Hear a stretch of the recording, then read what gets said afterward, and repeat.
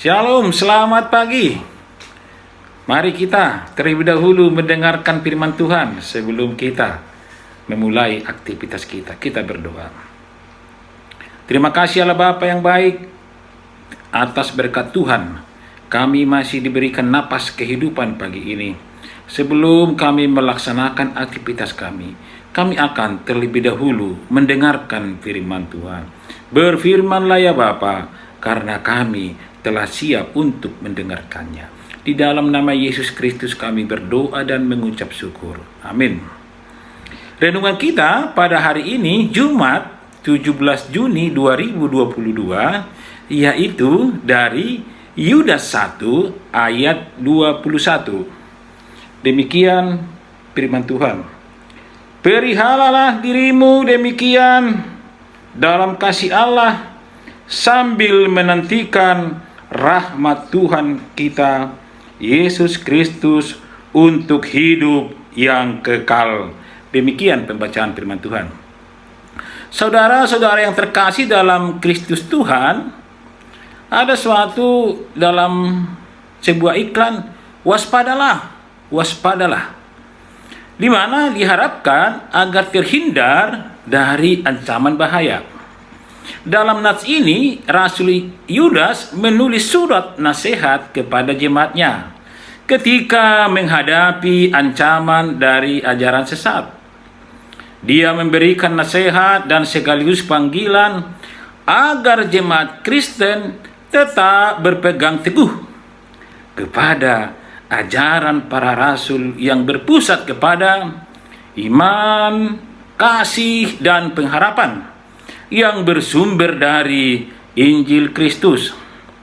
Karena menjelang akhir zaman akan ada orang-orang yang membawa pengajaran sesat.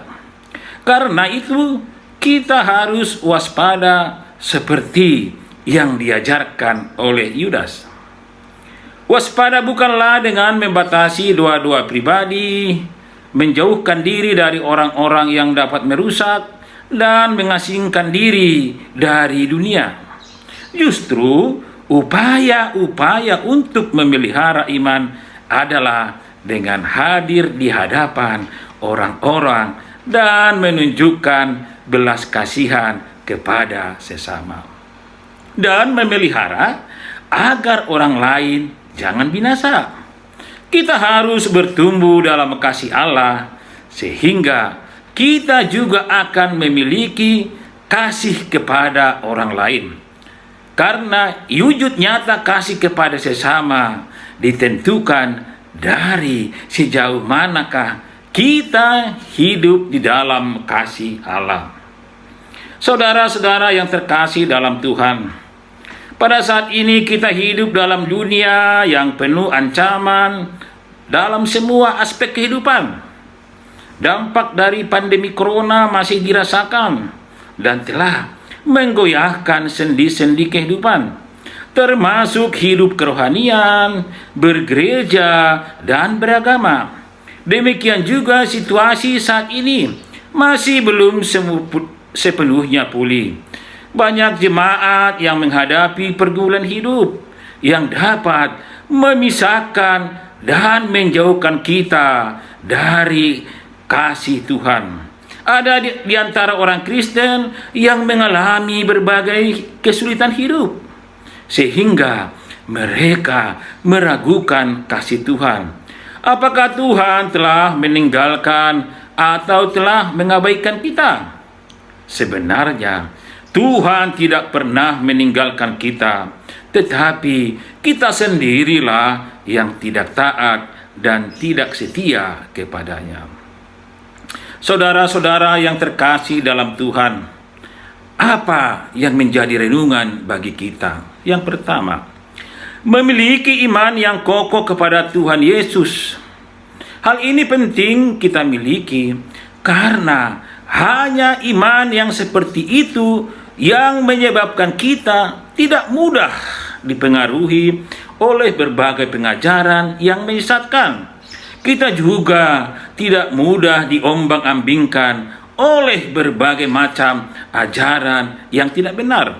Dan kita pun tidak mudah terpengaruh oleh hal-hal yang akan menghancurkan iman kita.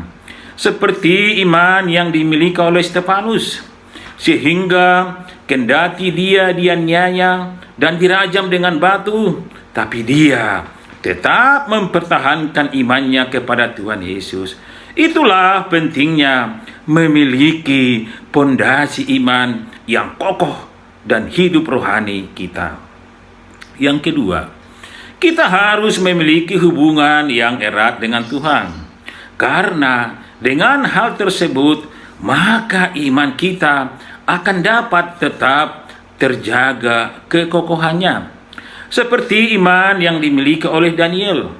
Karena dia memiliki hubungan yang erat dengan Tuhan melalui doa yang dipanjatkannya secara rutin, maka ancaman dimasukkan ke dalam gua singa pun tidak membuatnya takut dan gentar. Itulah pentingnya kita membangun relasi yang baik dengan Tuhan secara rutin. Dapat membuat iman kita teguh, kokoh, dan tidak gentar dalam menghadapi berbagai macam tantangan dan pergumulan. Bahkan intimidasi pun tidak membuat kita takut dalam menghadapinya. Amin. Tuhan Yesus memberkati. Kita berdoa. Terima kasih Tuhan atas firman Tuhan yang kami dengar saat ini.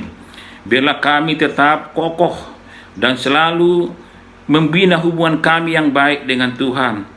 Karena di akhir zaman ini akan banyak ajaran-ajaran sesat yang mungkin membuat kami bisa terputus hubungan dengan Tuhan.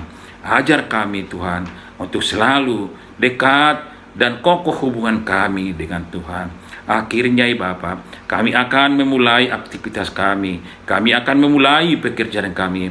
Biarlah seluruhnya itu kami diberkati Tuhan, kami mendapat segala sesuatunya untuk bisa kami memperoleh kehidupan secara duniawi. Bapa yang baik, kami akan memulai aktivitas kami. Kepadamu kami berserah. Anugerah dari Allah Bapa, kasih setia dari Tuhan Yesus Kristus, dan pertolongan Roh Kudus menyertai kita hari ini dan sampai selama-lamanya. Amin. Terima kasih. Saya Sintua Damaris Merpau mengucapkan selamat memulai aktivitas Horas.